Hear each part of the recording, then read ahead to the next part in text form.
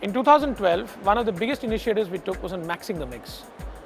Prior to this, when we were taking decisions, volume and market share were the two main considerations in any actions that we took. In 2012, we consciously decided to add profitability as a part of this in making everyday business decisions. We have over 1,400 SKUs. We implemented a simple 4-quadrant, 2-axis analysis of 1,400 SKUs. Quadrant 1 was really high gross margin percentage and high contribution to the overall profit.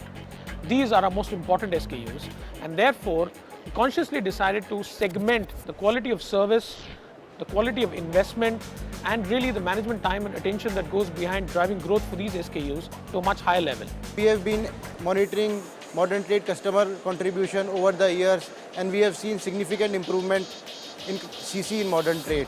So in 2013 also we want to continue the journey in modern trade in improving customer contribution. On quadrant 2 was really high margin SKUs, but not really so important in terms of overall profit delivery. These in many ways are really the TLC categories, the future of this company. And what we said is that in terms of investment, these SKUs are high gross margin, they have high growth potential, and therefore we would look at them from that perspective. This is a TLC category. We don't know which one will explode when, and therefore what we do is we keep our capacity utilization lower so that we are ready and to react to the market as and when required. The third quadrant was really SKUs which were below normative in terms of gross margin, but really very high contribution to a gross profit. These are really the core of our categories. These are really SKUs that have made Unilever what it is today. This is essentially in here the low-cost sachet business. Out here we've done a very detailed exercise. We began with doing a benchmarking versus competition.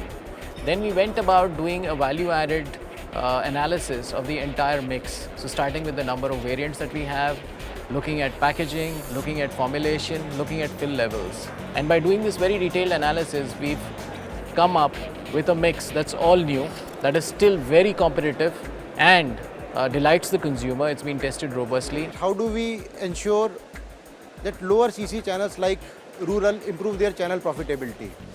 So we have identified a very simple agenda in rural which is about increasing PP growths. So you would have seen in the Flying Start program in March quarter 13, there is a PP March to 50 program.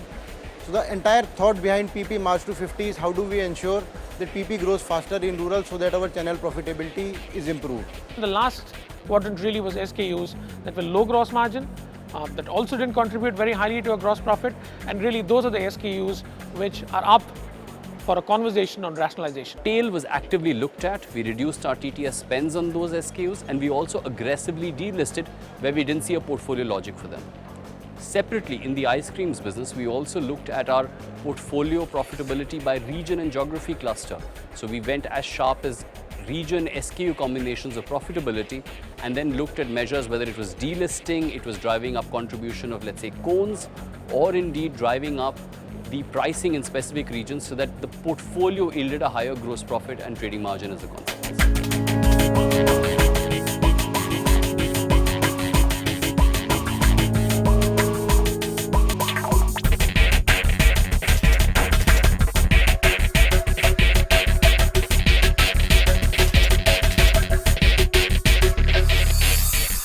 While working on the Max the Mix framework, we learned that our ERP system was designed only for tracking information at an all-India brand level. When we went down to an SKU at a state level, the hygiene was as low as 7%. We've streamlined our SAP to track this information at an SKU state level so that we can focus our attentions in those specific geographies and craft actions clearly required at that granular level. As you're aware, we launched MBI, My Business Information, in October 2012 to exactly serve that purpose. Before we launched MBI, we had 4,500 reports and we had cut it down to 1,200 reports. And the aim of the team is to take it to 500 reports across the company. You've seen how we brought focus on mix in 2012. I'm particularly delighted to share that although we started this journey in the second half, we could deliver tangible results to the business in the year itself. What is even more gratifying is to know that our framework and approach has been recognized as the best within Unilever and even featured in the Unilever's Global Investor Seminar that happened a few months ago. While we feel happy about all of this, it is no time for complacence. It's time to move this from good to great.